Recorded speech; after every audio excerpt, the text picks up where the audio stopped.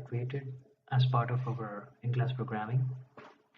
So this application lets me log in and also do a register. So upon pressing a register, a sign up form comes. So I have already registered, so I'm not going to register now. So I'm pressing close pop-up and I'm entering my details,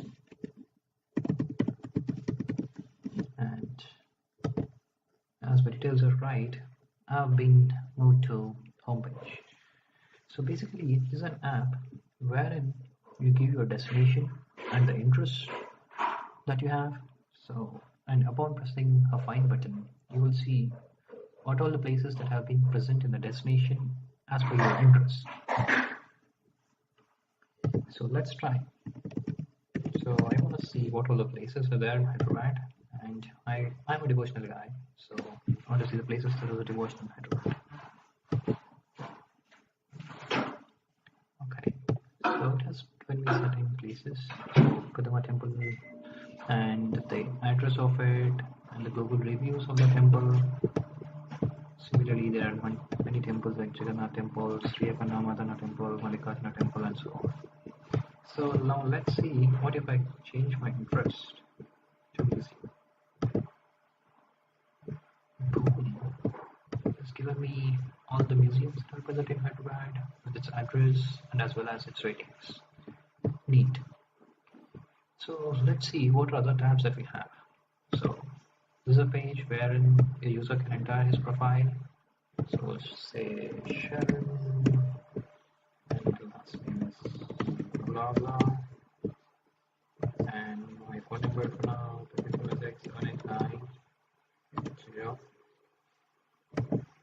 So details have been successfully updated. Now let's see what's in contact page. So contact page, so this is me who have developed the application. This is my friend who's also contributed in developing this application. Account settings. So this is another account settings wherein you can delete your account. So my account is deleted, so I've been prompted to the login application. So now let's see the code behind it. And just for a reference, we have uploaded my application into Heroku as a cloud platform. So let's see my cloud platform if it's works or not. Okay, so I give my name as Sean. My name is Sean123 gmail.com. Give me a password.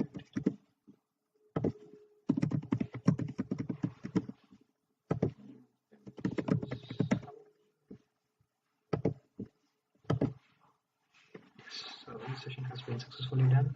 So log in with my details.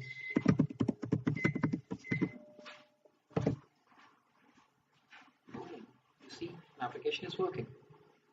So now let's see the code behind this. And before that, I can also show you that my sign out functionality works as well.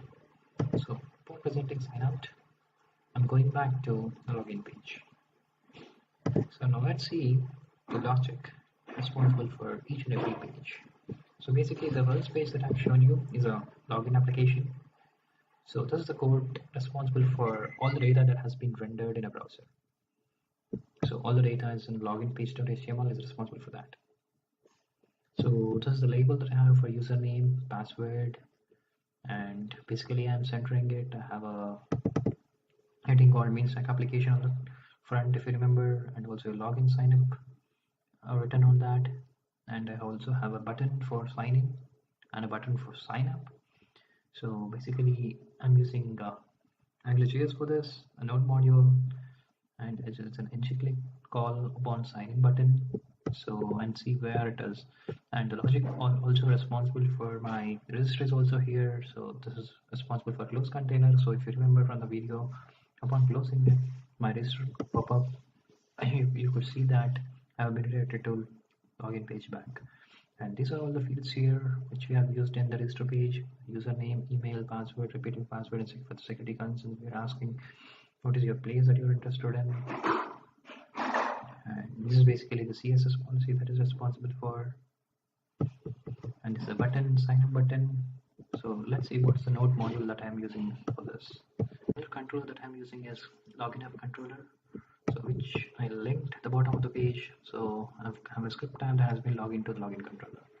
So let's see what's the logic behind the login controller. So this is my login controller, and this is a function. This is a function that has been called on pressing the sign up button.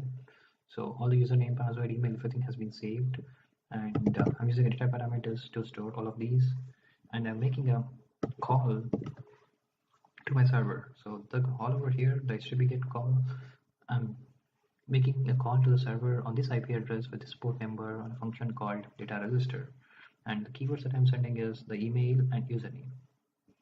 So all my server logic lies in a file called server.js, and let's look for this function over there.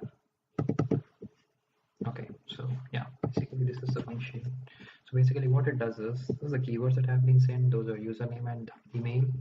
So I'm writing logic over here to filter out the username and email over there, and I'm making a connection to MongoDB database that I'm using for this.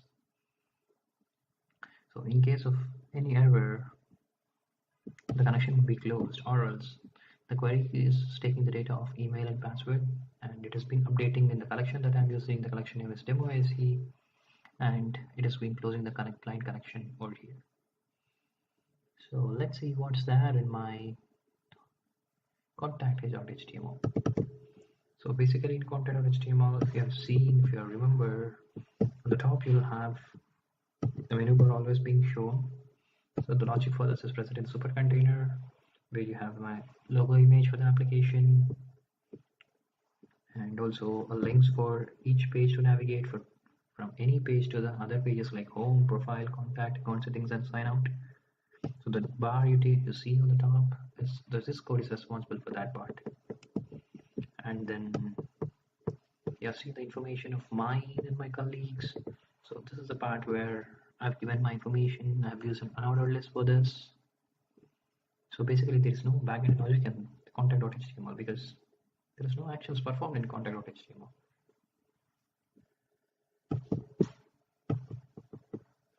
Other than navigating from one page to another page.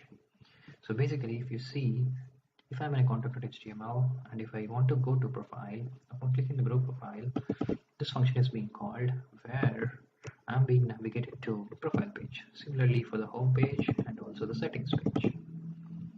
If you have seen a login page, contact page, and now let's see what's there in my account settings. Account settings, if you remember, there's a button to delete your account. So the same part over here is responsible for my logo, and the logic over here is responsible to navigate to other pages. And there is a right up there, if you want to delete your account, please click this button, and the button is form submit button. And basically all the backend logic for this is stored in account controller.js file.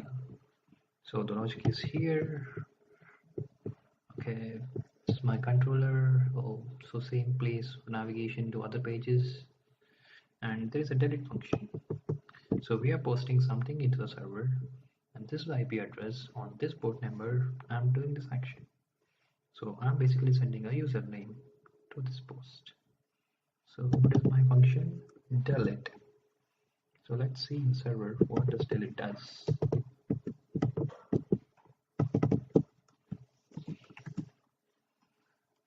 Okay, so on delete, in case of error, I'm throwing an error that cannot connect to the database, or else I'm going to demo.ac and I'm deleting the username that I've sent from that.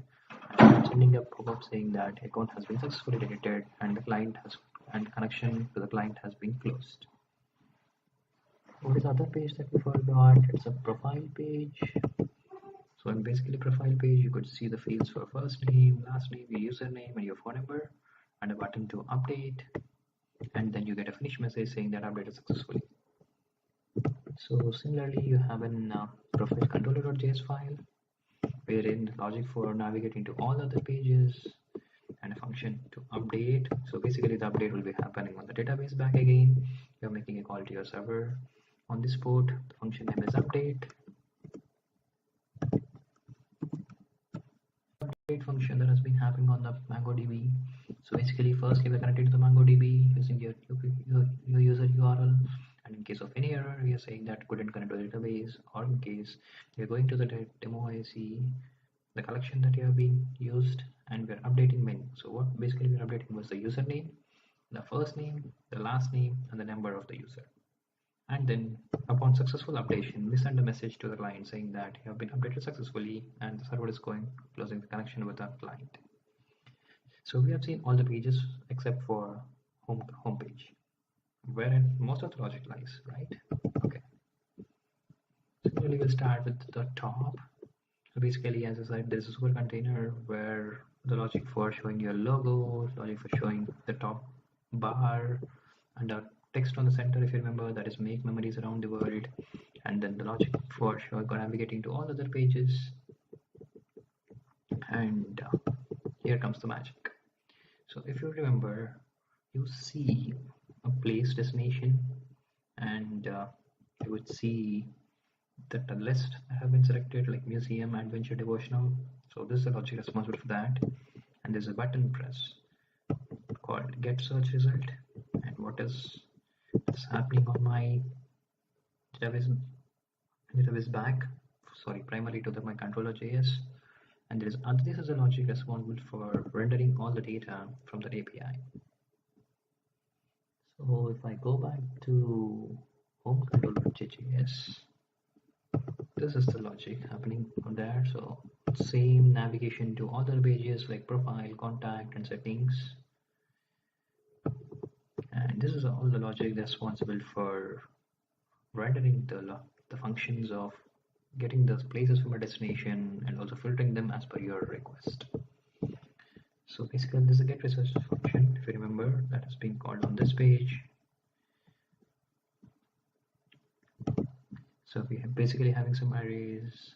We're taking the interest value of a person, and this is the API, the Google API that I'm calling for.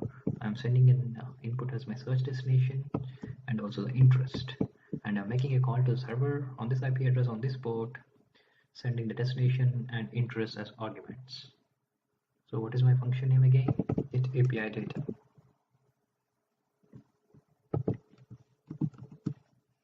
This is a function responsible for getting the data from the API. So I'm basically breaking up the query and storing the data and interest. So the API needs the interest value to be in a certain form. So basically I'm using a switch case to convert back into the form that API requires, and then making a call to the API by using this client.get command.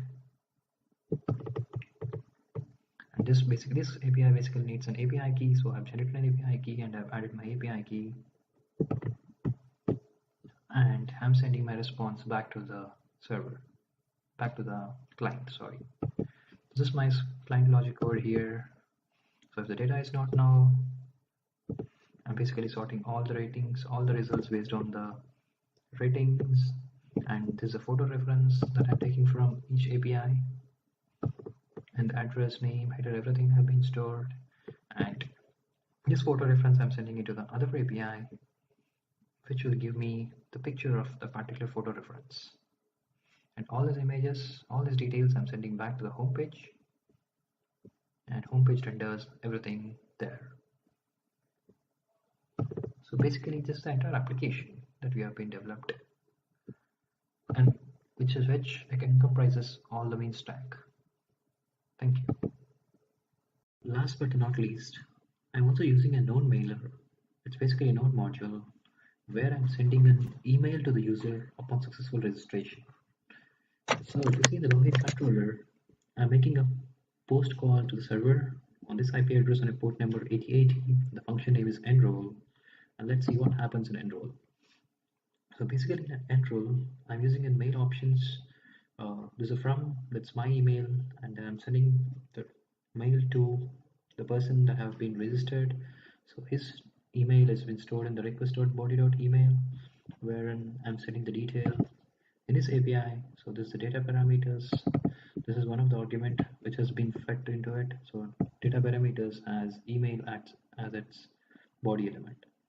So This is how server uses that variable by calling body.email, and the subject that the in-person receives is as welcome user and text as you have been successfully registered.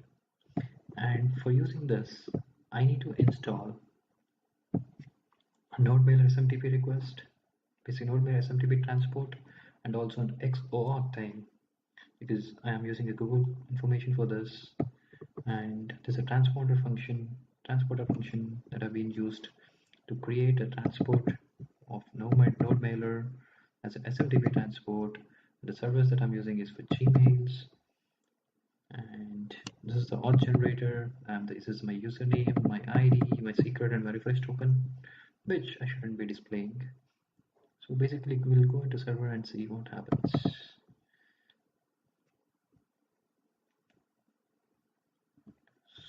So very recently I have registered into the web application using my other email address. So I'll show you the email that I have received. So if you see it, this is from sharanakiraj23.8 which has been mentioned as from my code as sharanakiraj20.com, and my subject is welcome user.